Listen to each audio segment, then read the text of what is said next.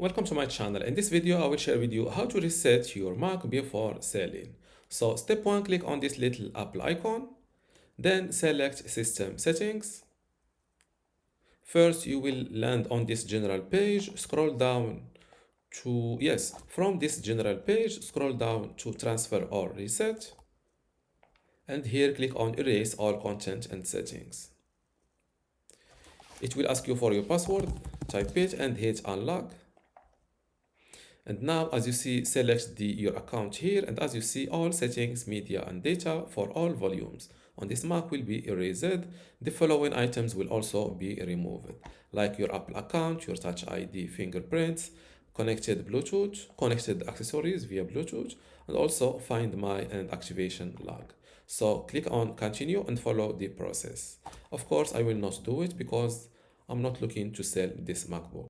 And this is how to reset your Mac before selling.